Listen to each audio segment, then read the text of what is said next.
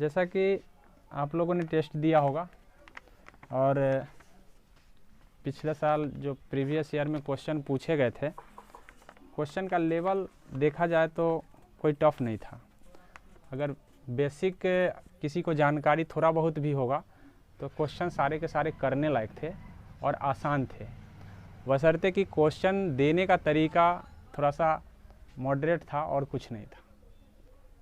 तो आप अगर क्वेश्चन पढ़े होंगे और नंबर आया होगा, मेरे ख्याल से नंबर नहीं भी आया है, तो एक बार एनालिसिस को देखेंगे तो मेरे ख्याल से अब नंबर आना शुरू हो जाएगा।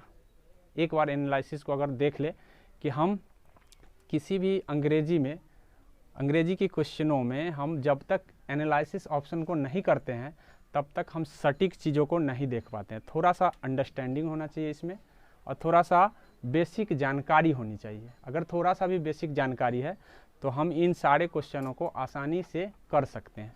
जैसा कि आप बोर्ड पर देख रहे हैं 10 क्वेश्चन यहाँ लिया गया है। यहाँ पे देख लीजिए, पहला क्वेश्चन है कि फिल अप द ब्लैंक, मतलब जो खाली जगह है वहाँ भरना है विद द करेक्ट ऑप्शन। यहाँ पे लिखा हुआ है, यहाँ पे है कि my uncle will stay here dash next Monday. ठीक है, नेक्स्ट मंडे मतलब यहाँ पे ऑप्शन देखिए, फ्रॉम दिया है, बिटवीन दिया है, एट दिया है और टिल दिया हुआ है। बिफोर है और एट है और टिल है। तो यानी कहने का मतलब ये है कि यहाँ देख लीजिए कि यहाँ नेक्स्ट मंडे, यहाँ एक टाइमिंग है और टाइमिंग के लिए हम पढ़े हैं कि सिंस फोर का यूज होता है। क्या होता है? लेकिन सिंस फोर परफेक्ट में होता है। आप शायद पढ़े होंगे टेंसेज, थोड़ा बहुत जानकारी होगी तो परफेक्ट में होता है। और परफेक्ट का वाक्य है क्या? ये नहीं है, परफेक्ट का वाक्य नहीं है। ऐसी परिस्थिति में यानी एक टाइम पीरियड में तक वो क्या करेगा? स्टे, रुकने का बात करेगा, मतलब वेट करने का बात करेगा। उसके लिए हम टिल लगाते हैं कि तब तक रुकेंगे जब नेक्स्ट मंडे तक रुकेंगे, मेरे अंकल जो होंगे नेक्स्ट। तो उसके लिए हाँ, ये शर्त के लिए हम टिल शब्द का यूज करते हैं और ये टिल यहाँ पे हम भर देंगे। यहाँ किसी भी प्रीपोजिशन की ज़रूरत यहाँ नहीं थी। आगे समझ में? यानी एक टाइम है और टाइम मतलब वेटिंग टाइम के लिए हम टिल शब्द का यूज करते हैं। अगर ये बात आपको पता होता तो आसानी से लगा देते। ठीक है, आगे है आइडेंटिफाई द टेंस। अब टेंस को आइडेंटिफाई करना है तो अगर बेसिक स्ट्रक्चर आपको पता है तो यहाँ पे ऑप्शन से आप तुरंत बना सकते हैं।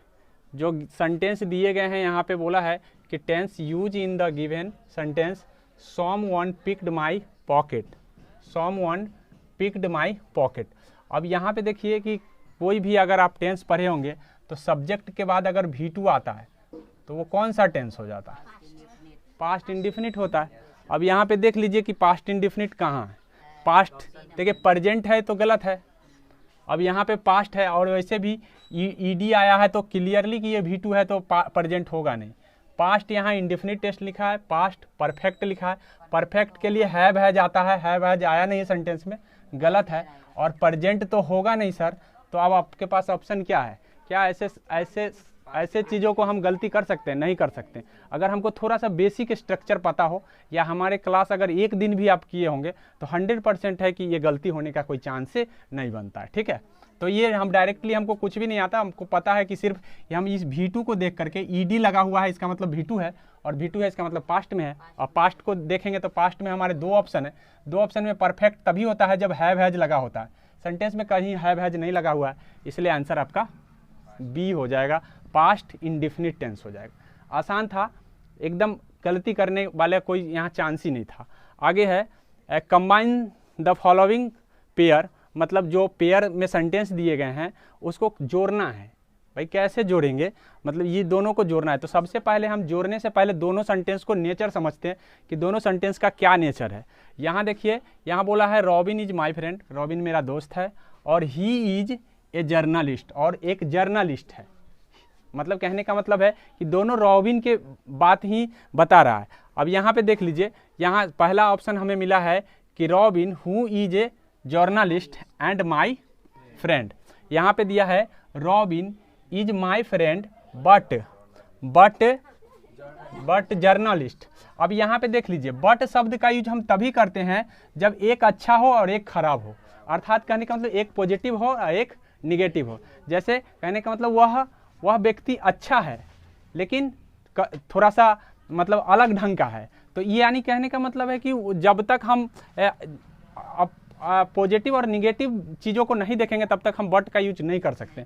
तो एक ऑप्शन तो हमारा यही कट गया कि सर बट तो होगा ही नहीं है, इन सेंटेंस को जोड़ने के लिए बट नहीं होगा। क्यों नहीं होगा? क्योंकि दोनों रॉबिन के बारे में ही बताया गया और पॉजिटिव ही है, क्योंकि यहाँ फ्रेंड है, एक तो फ्रेंड है और साथ में जर्नलिस्ट भी है।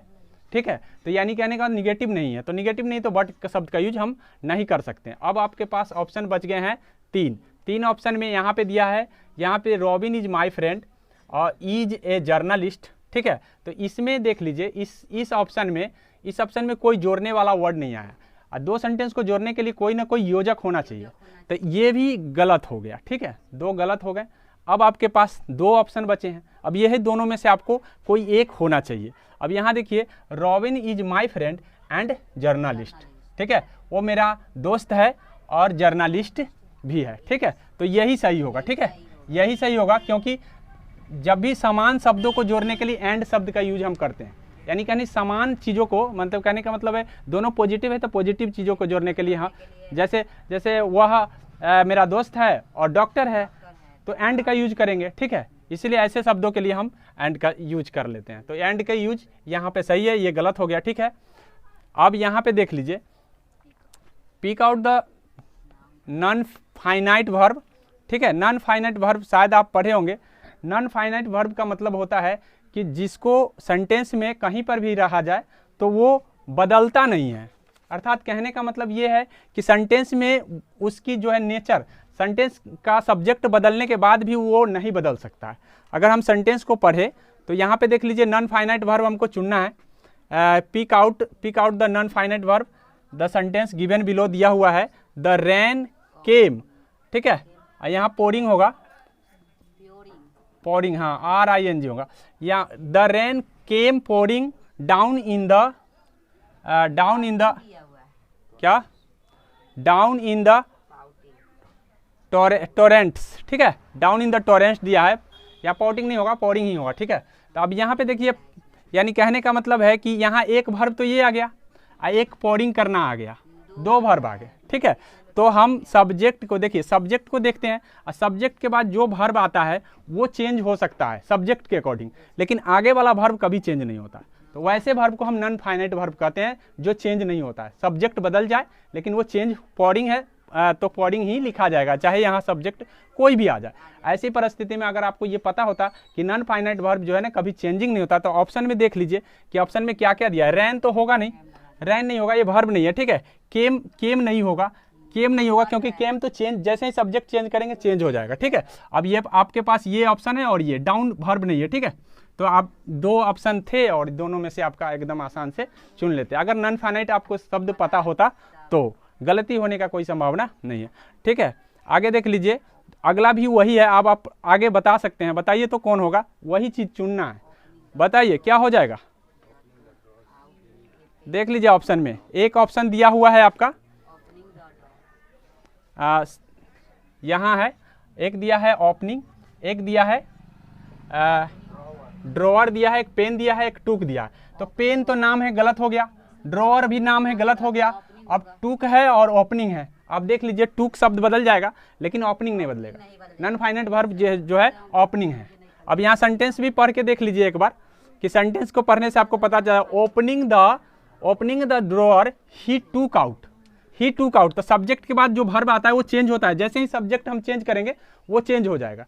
ठीक है, इसलिए ये टेंस चेंज करेंगे तो चेंज हो जाएगा। जैसे टूक आउट है तो हो सकता है कि हम जैसे ही टेंस चेंज करें वो चेंज होना है, लेकिन ये ओपनिंग शब्द चेंज नहीं होगा, ओपनिंग शब्द चेंज नहीं होगा। ऐसी परिस्थिति में आपका आंसर क्या हो जाएगा, आ गया समझ? मेरे ख्याल से ये समझ में आ गया होगा। अगर एक बार अगर ऐसे हम एनालिसिस करके पढ़ ले तो 100% है कि क्वेश्चन वही रहते हैं, बशर्ते हमको समझ नहीं आता है क्वेश्चन को।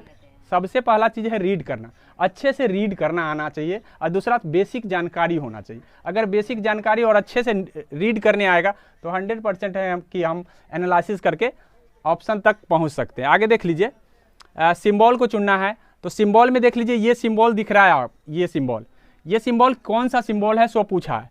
फुल स्टॉप है, तो फुल स्टॉप आपको जानते हैं सिर्फ ऐसे होता है, एक बिंदु होता है, तो फुल स्टॉप तो है नहीं, तो ये गलत हो गया। उसके बाद है क्वेश्चन मार्क को आपको भली भांति आप जानते हैं, ये भी नहीं है।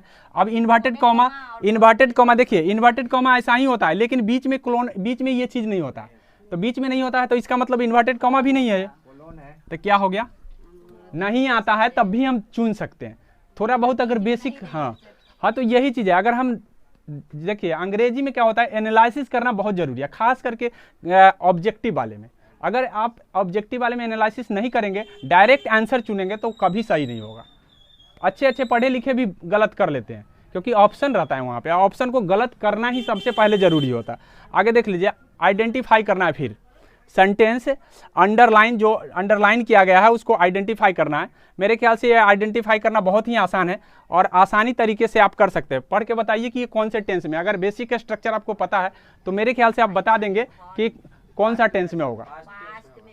पास्ट में तो है, प्रेजेंट वाला कटेगा, पहले तो पास्ट में है, प्रेजेंट वाला कटेगा, ये प्रेजेंट वाला है, गलत हो गया। ठीक है, आपके पास ये पास्ट है, ये पास्ट है, ये नन ऑफ दीज है, तो नन ऑफ दीज तभी हम लगाएंगे जब दोनों में से कोई नहीं होगा। पास्ट इंडेफिनिट होगा नहीं सर, पास्ट इंडेफिनिट इसलिए नहीं होगा क्योंकि हैव हैज हैड की पहचान है कि वो परफेक्ट का होता है। देख लीजिए सेंटेंस में कहीं हैव हैज हैड आया नहीं आया, पूरा सेंटेंस पढ़िए, है ना, तो वो परफेक्ट में होगा। क्या होगा, वो परफेक्ट में होगा, तो पास्ट परफेक्ट आपका आंसर हो जाएगा। देख लीजिए पास्ट परफेक्ट यहाँ पे है कि नहीं है, है कि नहीं है। तो अगर ये बात अगर हमको समझ में आ गया होगा तो हम समझ जाएंगे। ठीक है, अब यहाँ देख लीजिए 8 नंबर सवाल वही है कि select the sentence according to option. अब इसमें भरना है हमको, यहाँ पे दिया है डिड यू सी, यहाँ पे change into speech direct speech होगा। ठीक है, change into the sentence from direct speech to indirect, मतलब डायरेक्ट से, हाँ अगर बदलेंगे तो वहाँ पे क्या भरा जाएगा वो देखना है।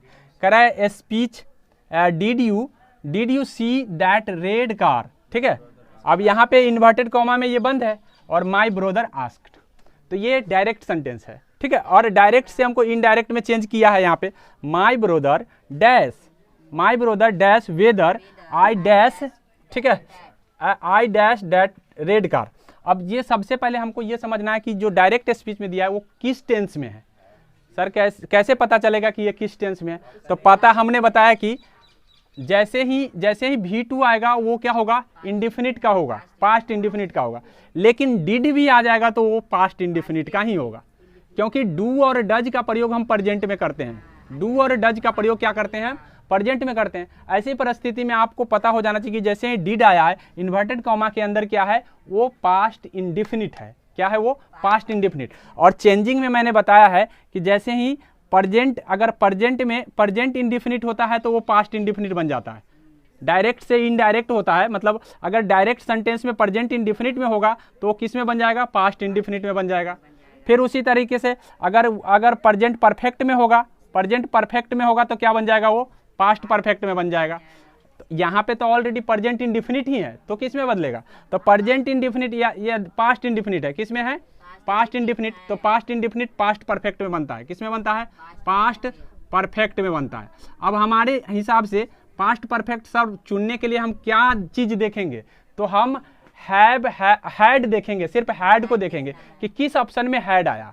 ठीक है, अब ऑप्शन देखिए कि कितने ऑप्शन में हैड आया। ठीक है, कितने ऑप्शन में आया, दो में आया है, सी और डी। सी और डी को देख लेते हैं पहले बढ़िया से। अब ऑल ए तो कट ही जाएंगे क्योंकि हैव आया है, कट गया।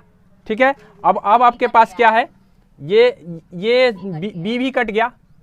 अब आपके पास क्या है, सी देख लीजिए, आस्क मी हैड सीन, यहाँ पे दिया है आस्क देम हैड सॉ। अब ये सॉ V3 नहीं आया, हैड के बाद V3 आना चाहिए, V3 आना चाहिए, क्योंकि जब परफेक्ट का कोई भी वाक्य है तो हैव हैज हैड के बाद V3 आता, तो ये भी गलत हो गया। अब आपके पास क्या आंसर, क्या ये गलती करने लायक था, बिल्कुल नहीं गलती कर सकते। ठीक है, अगर हम जितना भी अभी बताएं लगभग कोई सेंटेंस नहीं था कि बिल्कुल गलती, अगर थोड़ा सा बेसिक भी जानकारी हो तो गलती होने लायक नहीं था। ठीक है, अब यहाँ देख लीजिए, choose the correct option according to the sentence given below. अब यहाँ पे चुनना है, यहाँ दिया है कि if the road hadn't been icy, ठीक है, बी डैश एन एक्सीडेंट, अर्थात कहने का मतलब है अगर आईसी रोड होगा तो क्या हो जाएगा, एक्सीडेंट होगा, बी के साथ डैश लग जाएगा, यहाँ WEB होगा, ठीक है।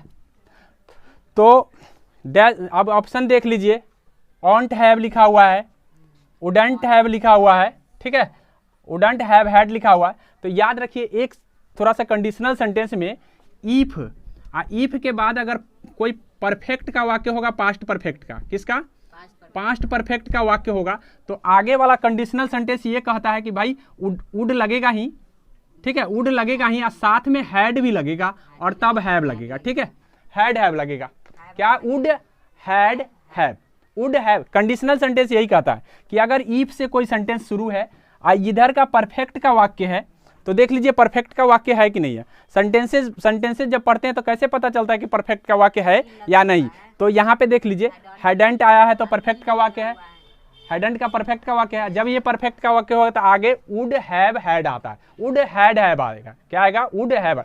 जैसे ही परफेक्ट का वाक्य होगा इफ कंडीशनल बताता है, और जब कंडीशनल सेंटेंस होता है तो हम स्ट्रक्चर क्या देखते हैं, would had have, would had have. पीछे वाला अगर परफेक्ट में होगा तो आप आंसर क्या हो जाएगा, इसके अकॉर्डिंग आप बता दीजिए कौन सा आंसर हो जाएगा, कौन हो जाएगा, बी में लिखा हुआ है वुडंट हैव हैड, लिखा है ना, तो अकॉर्डिंग टू स्ट्रक्चर हम बी को लगा देंगे। अगर इतना बात हमें पता होता तो गलती होने की कोई संभावना नहीं होती।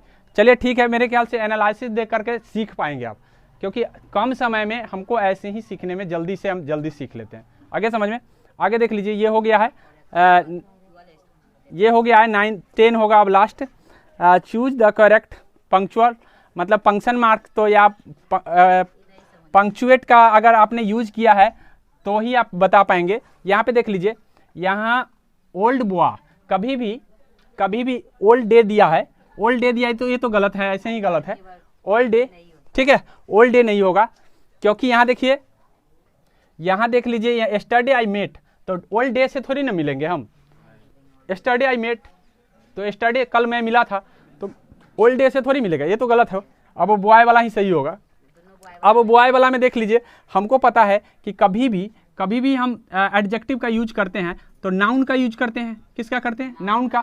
बीच में कभी हैपन मार्क दिए हैं, कभी नहीं दिए, तो ऐसे वाला में ये गलत हो गया, गलत हो गया ना, आंसर क्या हो जाएगा, सी, ठीक है, आंसर सी हो जाएगा कि नहीं हो जाएगा, तो इसीलिए आपका ये आंसर हो जाएगा। खाली ईयर के बीच में याद रखिए, ईयर और हाँ, तो बीच में हाइपन मार्क आ सकता है, ठीक है, आगे समझिए, तो मेरे ख्याल से ये आंसर हो जाएगा सी।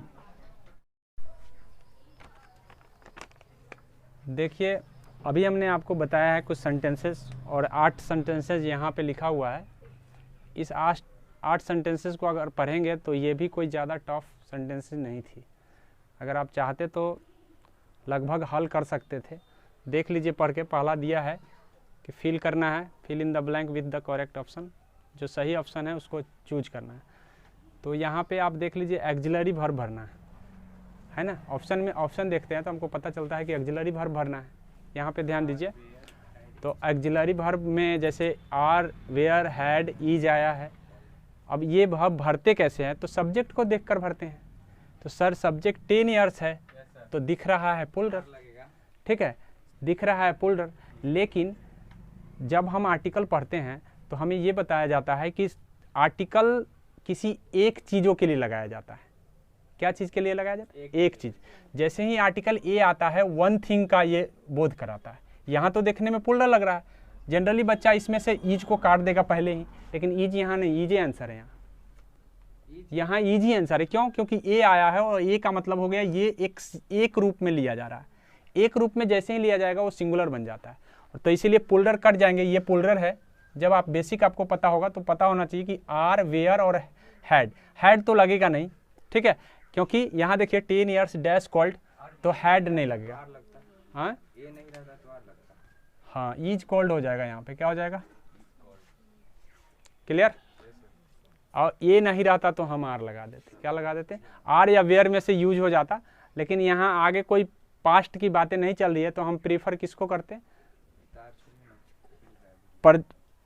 प्रेजेंट को प्रीफर करते हैं। आगे समझ में? चलिए आगे यहाँ देख लीजिए, choose the correct option that makes conditional sentence. अभी हमने कंडीशनल सेंटेंस की बात किया है अभी तुरंत, लेकिन कंडीशनल सेंटेंस एक नहीं है, कई सेंटेंसेस है।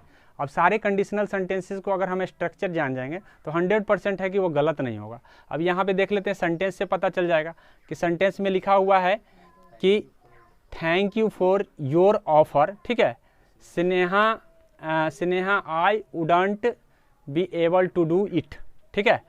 अब अनलेस यू डैश मी, तो पीछे वाले सेंटेंस आप देखिए वुडंट आया, इसका मतलब ये पास्ट का है, पास्ट का है, तो प्रेजेंट वाले नहीं होंगे। बिल फ्यूचर में है तो फ्यूचर वाला भी नहीं होगा। अब हेल्प्ड आ गया, हैड हेल्प्ड आ गया, अच्छा उसके बाद क्या आ गया, हैव हेल्प्ड आ गया। तो यहाँ पे देखिए हैड हेल्प्ड और हैव हेल्प्ड में ही कंफ्यूजन है।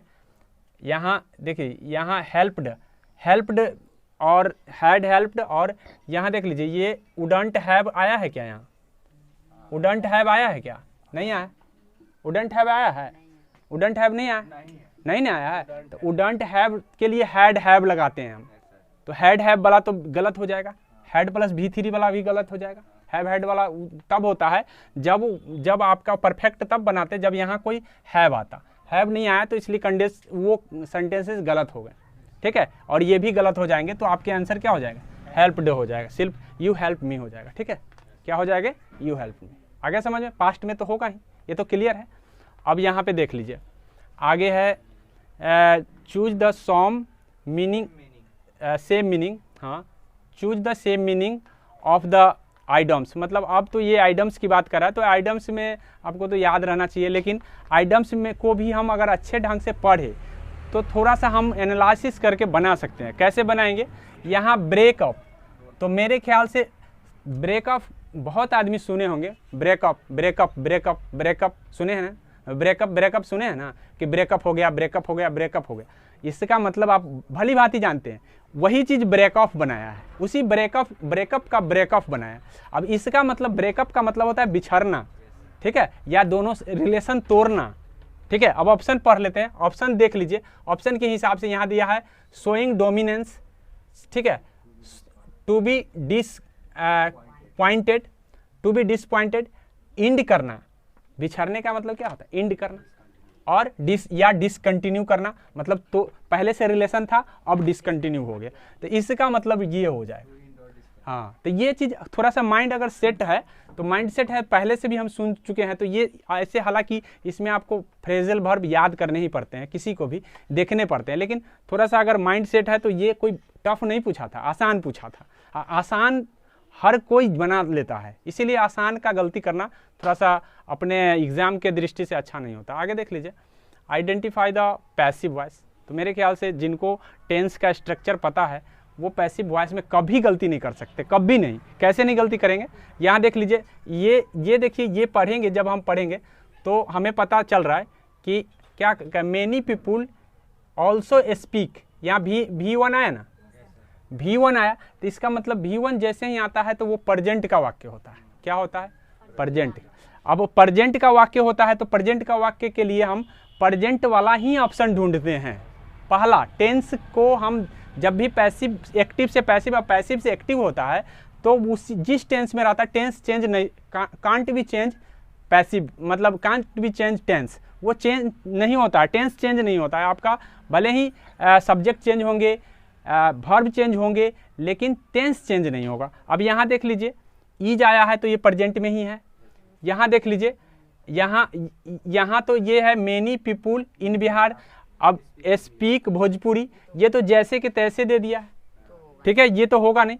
पीपुल इन बिहार इन भोजपुरी, तो ये तो गलत ही लिखा हुआ है, ठीक है। अब भोजपुरी इज स्पोकन, ठीक है, इन बिहार बाय मेनी पीपुल। अब ये दो ऑप्शन को हम बढ़िया से पहले देखेंगे, दो गलत है, दो तो यहाँ पे गलत हो गए। यहाँ लिखा है Bhojpuri is spoken in Bihar, ठीक है, बाय मेनी पीपुल, ठीक है। Bhojpuri is spoken in Bihar, ठीक है, बाय मेनी पीपुल। तो हम याद रखिए कि हम पहले किसी भी सब्जेक्ट ऑब्जेक्ट को लिखते हैं, यहाँ पे इसका ऑब्जेक्ट क्या है, भोजपुरी इन बिहार है या सिर्फ भोजपुरी है, सिर्फ भोजपुरी है, इन बिहार नहीं, हमको इन बिहार नहीं, हमको सिर्फ ऑब्जेक्ट से लेना देना। तो ऑब्जेक्ट से शुरू होगा, ऑब्जेक्ट से शुरू किस में हुआ है,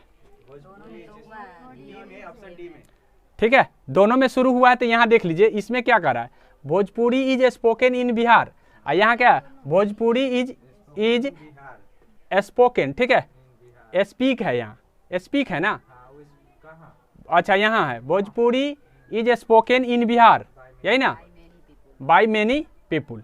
अब यही दोनों पर थोड़ा सा डाउट हो सकता है आपको कि कैसे हम छाटेंगे, इन बिहार पहले आएगा या मेनी पीपुल आएगा। तो किसके द्वारा बोला जा रहा है, यहाँ मेनी पीपुल द्वारा, यहाँ भी मेनी पीपुल द्वारा, और स्पोकन इन बिहार, दोनों तो सेम ही सेंटेंस, सेम ही लग रहे हैं, सेम ही है, तो दोनों सेम है, तो दोनों में से कोई हो जाएगा। हाँ, तो दोनों अगर सेम है तो कोई एक आंसर सही हो जाएगा। चलो ठीक है, हाँ दोनों सेम ही है, तो कोई चेंजिंग, देखो दोनों सेम है तो कोई लग जाएगा, दोनों तो सेम ही है, एगो गलती देगा, ठीक है, हो सकता है बाई मिस्टेक प्रिंटेड में गलती हो गया हो, तो वहाँ दोनों सही है। आगे यहाँ देख लीजिए, fill in the blank with correct option. Ramesh has not eaten breakfast, ठीक है, till now he said change direct. अब इनडायरेक्ट में भी गलती नहीं होना चाहिए, डायरेक्ट इनडायरेक्ट में हम क्या देखते हैं, फिर टेंस देखते हैं। टेंस यहाँ देखिए, ही सैड आ गया, क्या आ गया, उसने कहा, ही सैड आया, सैड का मतलब V2 आ गया, पास्ट आ गया, पास्ट आ गया, तो लेकिन पास्ट में इन्वर्टेड कॉमा वाला के अंदर देखेंगे वो किस टेंस में है, तो यहाँ हैज आया है, क्या आया, हैज। तो हैज से हम प्रेजेंट परफेक्ट कहते हैं, हैज और हैव प्रेजेंट में आते हैं, लेकिन जब हैज वो परफेक्ट का वाक्य होता है, किसका वाक्य होता है, परफेक्ट। तो जब प्रेजेंट परफेक्ट का वाक्य होता है तो हम उसको एक मतलब डायरेक्ट स्पीच से इनडायरेक्ट में बदलना है, तो प्रेजेंट परफेक्ट बन जाता है। मैं इससे पहले भी बताया हूँ, प्रेजेंट परफेक्ट क्या बन जाता है, पास्ट परफेक्ट। प्रेजेंट परफेक्ट बन जाएगा क्या, पास्ट परफेक्ट। अर्थात इसका मतलब है कि जहाँ हैव और हैज है, हैव या हैज है, उसके जगह हैड आपको देखना है, क्या देखना है, हैड देखना है, बस। अब ऑप्शन में देखिए कि कितने ऑप्शन में हैड वाला आ रहा है, खाली हैड ढूंढना है, क्या ढूंढना है, हैड। ऑप्शन में देखिए, ऑप्शन में देख लीजिए कितने ऑप्शन में हैड आया है। यहाँ हैजंट ईटेन लिखा हुआ है, हैडंट ईटेन लिखा हुआ है, हैवेंट ईटेन लिखा हुआ है ना, लिखा एक इतना ही है ऑप्शन। तो आप देख ले कि हैडंट ईटेन है, तो सिंपली हम यही आंसर टिक कर देंगे। कैसे टिक कर दें, क्योंकि सर यहाँ पे आपने बताया कि इनडायरेक्ट स्पीच से डायरेक्ट में बदलना है, तो हमको सिर्फ टेंस देखना है, पहल टेंस देखना है। जब टेंस से ना पकड़ा है तब जाके हम दूसरा कुछ देखते हैं, तो टेंस से ही हमको पकड़ में आ गया। तो ये आसान क्वेश्चन था, हम यहाँ क्या लगा देते, हैडंट ईटेन लगा देते। अगर आप ये चीज़ लगाए होंगे तो सही होगा। आगे समझ में, मतलब देखना, थोड़ा सा बेसिक नॉलेज थोड़ा होना चाहिए। अगर बेसिक जिनके पास नहीं है, थोड़ा सा अभी लग रहा होगा कि कैसे बता रहे हैं, पता नहीं चल रहा, लेकिन ये हम अभी आपको आसान वे में बताए हैं कि सबसे पहले जब डायरेक्ट इनडायरेक्ट स्पीच देख लिए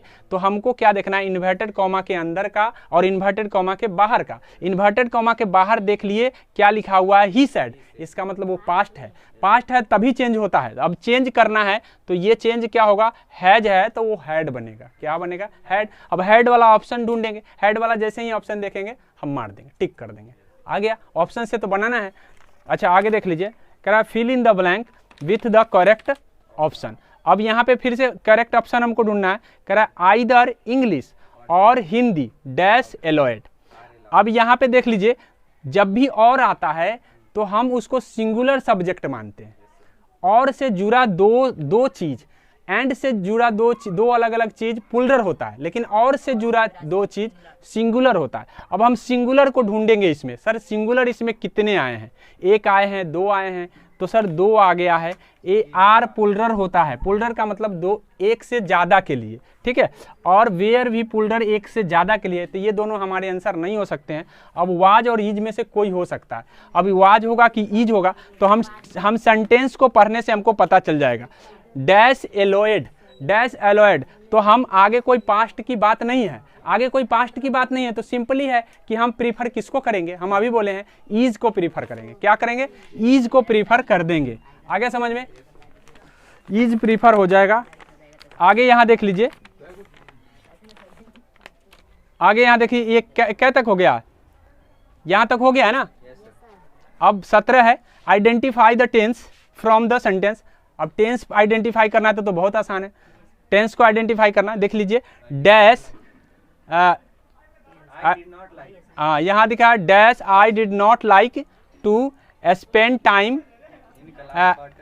time reading in class but enjoy in now. अब यहाँ पे नेक्स्ट दिया है, इवेंचुअली दिया है, उसके बाद दिया है ओवरऑल दिया हुआ है, इनिशियली दिया हुआ है। ठीक है, तो याद रखिएगा कि हम ज़्यादातर सेंटेंस नेक्स्ट से कभी शुरू नहीं करते हैं सेंटेंस। ठीक है, ओवरऑल लास्ट में ही बोला जाता है। ठीक है, मतलब शुरू में भी बोला जाता है ओवरऑल लास्ट में भी बोले जाते हैं, शुरू में भी बोले जाते हैं। तो ओवरऑल एक हो सकता है। ठीक है, ओवरऑल और इनिशियली भी शुरू में बोला जाता है। तो दो ऐसे चीज़ें हैं जो यहाँ हमको डाउटेबल है कि भाई इनिशियली होगा कि ओवरऑल होगा। तो यहाँ पे देख लीजिए सेंटेंस से पता चलेगा। ओवरऑल का मतलब है कि पूरा में मिलाकर। तो पूरे में मिलाने की बात अगर चल रही है, I didn't like to spend time, मैं समय को बर्बाद नहीं पसंद करता हूँ रीडिंग इन क्लास। ठीक है, इन रीडिंग मतलब टाइम, रीडिंग इन क्लास मतलब जो पढ़ने का जो टाइम है उस समय को बर्बाद मैं करना नहीं चाहूँगा। बट इंजॉय इट नाउ, लेकिन अभी थोड़ा सा इंजॉय करूँगा। तो ओवरऑल की बात यहाँ नहीं चल रही। तो इनिशियली मतलब ये हो जाएगा थोड़ा बहुत, मतलब इनिशियली का मतलब शुरुआती में मैं क्या करूँगा, थोड़ा बहुत इंजॉय कर लूँगा, ये चीज़ बोला है। ठीक है, मैं बिल्कुल बर्बाद करना तो नहीं चाहता, लेकिन शुरुआती में थोड़ा सा ऐसा कर, तो इनिशियली यहाँ पे सही हो जाएगा। फिल अप द ये सब सेंटेंसेज जो है ना, आपको थोड़ा बहुत अर्थ भी समझ में आना चाहिए तभी होगा, तो बनाते बनाते हो जाता है। Fill up the sentence and make the conditional sentence. अब कंडीशनल सेंटेंस फिर से आ गया। तो कंडीशनल सेंटेंस में क्या देखते हैं, टेंस देखते हैं। देख लीजिए पहला वाला क्या है, ऑन्ट। ऑन्ट क्या है, प्रेजेंट है, पास्ट है, फ्यूचर है, बताओ ऑन्ट क्या है, बता सकते हो? प्रेजेंट है, पास्ट है, फ्यूचर है, क्या है?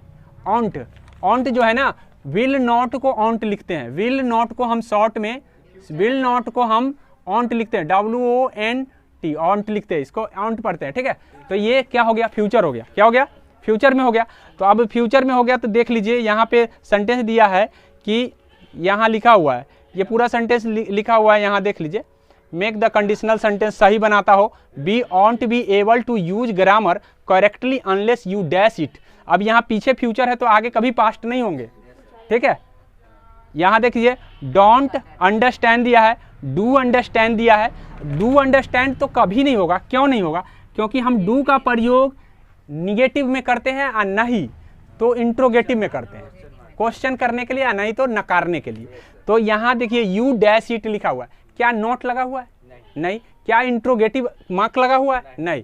तो ये डू वाला गलत हो जाएगा, डू अंडरस्टैंड गलत हो गया। ठीक है, अब यहाँ पे देखिए डोंट अंडरस्टैंड नॉट लगा हुआ है तो यहाँ हो सकता है डोंट अंडरस्टैंड, यानी नॉट तो लग गया ना यहाँ पे, तो नॉट लगा दिया तो डोंट अंडरस्टैंड हो सकता है। लेकिन एक कंडीशनल सेंटेंस हमसे ये कहता है कि जैसे ही अनलेस आएगा, आगे आने वाला सेंटेंस निगेटिव नहीं होना चाहिए। ठीक है, निगेटिव नहीं होना चाहिए, क्योंकि ऑनलेस ऑलरेडी हमको एक बार नकार दिए, अब फिर दोबारा नकारेंगे नहीं नकारेंगे, इसलिए ये गलत हो गया। दू को गलत हो गया। अब आपके पास दो ऑप्शन है, अंडरस्टैंड है, हैव अंडरस्टैंड है। तो हैव अंडरस्टैंड नहीं होंगे क्योंकि परफेक्ट का वाक्य नहीं होगा, तो आपका आंसर हो जाएगा सी। देख लीजिए कुछ क्वेश्चंस और रह गए थे, 7-8 क्वेश्चन हैं। यहाँ पे भी ग्रामर का ही पार्ट है और कुछ आइडम्स पार्ट है, कुछ टेंस का पार्ट है। सारे कुछ बेसिक से ही पूछे गए हैं और सारे के सारे बनने वाले हैं। आइटम्स की बात करें तो आइटम्स यदि आपको याद है तभी बनेगा, नहीं तो नहीं बनने वाला। चलिए यहाँ देख लीजिए, यहाँ पहला बोला है कि आइटम्स ही बोला है कि एक क्लोज शेप का क्या हो जाएगा। तो सेव करने का मतलब है बचना होता है। ठीक है, और यहाँ विक्ट्री से विजय होता है, डिफीट से हारना होता है, डाइवर्सन से कुछ और होता है, तो ये सारे तो होंगे नहीं। और स्केप का मतलब भी बचना ही होता है, तो नैरे स्केप हो जाएगा। वर्ड मीनिंग अगर आता है आपको तो आप बना सकते थे, अगर आप आइटम्स नहीं पढ़े तो भी, लेकिन मीनिंग नहीं आता है तो थोड़ा उसके लिए दिक्कत हो जाता है। ठीक है, आगे देख लीजिए, करेक्ट द फंक्शन मार्क्स बोला है, you studied for the grammar और यू स्टडीड। देखिए कभी भी ये दे नाउन है, ठीक है, और नाउन के पहले जो भी आते हैं एडजेक्टिव होते हैं, हाइपन मार्क होगा नहीं। तो अगर ये एडजेक्टिव के रूप में अगर कार्य कर रहा है तो ये हाइपन मार्क नहीं होना चाहिए, ये गलत हो गया, ठीक है, ये सेंटेंस गलत है। और यहाँ देख लीजिए अगला में है स्टडीड ऑल डे। अब ऑल डे ये देख लीजिए, ऑल डे एक साथ नहीं आ सकता है, ऑल डे कभी भी, ऑल डे, ऑल जो है ना एडवर्ब के रूप में कार्य करता है, और एडवर्ब के रूप में काम करने वाला नाउन को क्वालिफाई नहीं कर सकता, ठीक है। तो इसीलिए बीच में क्या होना चाहिए, बीच में आपको होना चाहिए स्पेस, क्या होना चाहिए, एक साथ नहीं लिख सकते हैं, लिख तो सकते हैं, एक साथ नहीं लिख सकते हैं, तो ये भी गलत हो गया, ठीक है। अब यहाँ पे ये जो सेंटेंस है ये सही सेंटेंस है, हालांकि इसमें पंक्शन मार्क्स दिया गया है और ये सेंटेंस सही है। इसमें अगर ऑल डे अगर लिखा होता है यहाँ पे बीच में, तो ऑल अलग होता और डे अलग होता, तो ये सही हो जाता है। हाँ, ऑप्शन ए इसके हिसाब से सही हो जाता है, ठीक है। हाँ, आगे देख लीजिए, अगला बोला है you are choose the same meaning, फिर आइटम्स आ गया है, टू एंड फ्रो बोला है। तो टू एंड फ्रो का मतलब होता है कि वापस होना, ठीक है। टू एंड फ्रो का मतलब है कि एक किनारा तक जाओ और वापस आओ, मतलब किनारे पर जाकर वापस हो जाना, टू एंड फ्रो होता है, ठीक है। लास्ट तक जा करके वापस होना टू एंड फ्रो होता है, इसका मतलब, ठीक है। तो इसका सेम मीनिंग यही दिया है, राइट रॉन्ग नहीं होता है, ठीक है, अप डाउन नहीं होता है, और नन ऑफ दीज तो खैर नहीं होगा, वही होगा, ठीक है। आगे है फिल ऑफ द ब्लैंक, ठीक है। Dash grazing the dash grazing the field, अच्छा, डैश ग्रेजिंग द फील्ड, ये हो जाएगा, ये थोड़ा सा मिसिंग है, यहाँ होगा cattle dash grazing the field. तो आप ये देख लीजिए, ईज दिया है, वाज दिया है, आर दिया है, हैज दिया है। तो कैटल एक ऐसा नाउन है जो दोनों में प्रयोग होता है, सिंगुलर और प्लूरल दोनों में। तो सर यहाँ पे प्रयोग कैसे करेंगे, तो यहाँ पे एक होने का बोध नहीं होता है, सिंगुलर प्लूरल दोनों फॉर्म इसका यही होता है। एक होने का बोध होता तो हम सिंगुलर लगाते, लेकिन एक होने का बोध नहीं हो रहा है, तो इसलिए ईज वाला गलत हो गया, वाज वाला भी गलत हो गया, और हैज वाला भी गलत हो गया। तो क्या आंसर हो जाएगा, हाँ, इन द फील्ड, ठीक है, तो गलत हो गया। Choose the passive voice. अब पैसिव वॉइस में मैं कई बार बता दिया हूँ कि क्या देखना है, टेंस देखना है। सर टेंस देखेंगे तो टेंस यहाँ पे क्या है, ही ईज आ गया, ठीक है। जैसे ही ईज एम आर के बाद अगर कोई V4 आता है तो वो कंटिन्यूअस का वाक्य होता है, किसका होता है, कंटिन्यूअस, ठीक है। अब कंटिन्यूअस का जब वाक्य है तो कंटिन्यूअस में हम पैसिव ढूंढेंगे, तो हम ये शब्द देखते हैं, बीइंग वाला देखते हैं, क्या देखते हैं, कितने सेंटेंस ऐसे हैं जिसमें बीइंग आया है। तो सर देख लेते हैं, यहाँ पे बीइंग आया है पहला, ठीक है, यहाँ भी बीइंग आया है, दूगो में बीइंग आया है, इसमें बीइंग नहीं आया, गलत हो गया, इसमें भी बीइंग नहीं आया पैसिव में, तो ये गलत हो गया, दो गलत हो गए, दो अभी तक हमारे हिसाब से हो सकते हैं, लेकिन दोनों को पढ़ के देखेंगे। यहाँ दिखा है मदर इज, यहाँ देख लीजिए सेंटेंस में क्या दे रखा है, पहले सेंटेंस को देखिए, he is helping his mother. अब हिज मदर, तो हिज कहाँ चला जाएगा, हिज तो रहेगा ना, घटेगा नहीं, कुछ घटता नहीं है, ठीक है। तो ऐसी परिस्थिति में यहाँ पे दे दिया है मदर इज, तो मदर इज दे दिया है, तो इसीलिए ये गलत हो गया। अब आंसर क्या हो जाना चाहिए, सी हो जाएगा आपका आंसर सही। आ गया समझ में। अब चूज द करेक्ट ऑप्शन, फिर चूज करेक्ट ऑप्शन चुनना है। ही इज डैश मैरियड, हाँ, तो ही इज डैश मैरियड हो जाएगा, तो मैरियड के साथ लगता है for, married for an English, married at, और मैरियड टूवर्ड, और मैरियड फ्रॉम। तो मैरिड के साथ क्या लगता है, क्या लगता है, मैरिड फ्रॉम होता है, ठीक है। मैरिड विथ भी होता है, इसमें नहीं है, हाँ, मैरिड विथ भी होता है, तो मैरिड फ्रॉम हो जाएगा, क्या हो जाएगा, मैरिड फ्रॉम। यहाँ है choose the present indefinite tense. तो प्रेजेंट इंडेफिनिट टेंस तो सबको पता है कि इंडेफिनिट में क्या देखना है, सब्जेक्ट प्लस V1 या V5, V1 या V5, मतलब सब्जेक्ट के बाद डायरेक्ट वर्ब होना चाहिए, नहीं तो वर्ब 5 होना चाहिए। अब यहाँ पे देख लीजिए सब्जेक्ट यहाँ है, क्या वर्ब आया है, ये तो एक्सिलरी वर्ब आ गया, गलत हो गया। यहाँ पे देख लीजिए सब्जेक्ट आया है, फिर एक्सिलरी वर्ब आ गया, गलत हो गया, ठीक है। यहाँ भी सब्जेक्ट के बाद एक्सिलरी वर्ब आ गया, गलत हो गया, तो आंसर हो जाएगा डी। सब्जेक्ट के बाद वर्ब आता है प्रेजेंट इंडेफिनिट में, कौन सा, प्रेजेंट इंडेफिनिट। तो थोड़ा सा बेसिक स्ट्रक्चर हमको पता होना चाहिए, तभी हम कर पाएंगे। हालांकि चलिए मेरे ख्याल से ये बात आप धीरे धीरे अगर टेस्ट के जरिए अगर इम्प्रूव अपने आप को करना चाह रहे हैं तो टेस्ट के जरिए भी हो जाएगा, लेकिन बेसिक स्ट्रक्चर आपको किसी भी जूनियर बुक से देख सकते हैं कि किसका क्या क्या स्ट्रक्चर होता है, चाहे प्रेजेंट का हो, पास्ट का हो, फ्यूचर का हो। टेंस एक बहुत बड़ा रोल पैदा करता है। देख लिए टेंस वाला कै गो क्वेश्चन आपके सामने आया है। और एक्टिव पैसिव का, तो एक्टिव पैसिव तो समझ में आ जाएगा तब जब आपको टेंस का थोड़ा सा बेसिक स्ट्रक्चर आता हो। तो 10 गो हमको लगता है कि अभी तक 10 गो क्वेश्चन रहा होगा एक्टिव पैसिव से लेकर के टेंस तक, तो ये बात आपको समझना पड़ेगा। ठीक है, अगर आपको वीडियो अच्छा लगेगा तो आप इसको बढ़ाने का प्रयास करें, लाइक कीजिए, सब्सक्राइब भी कर लीजिए।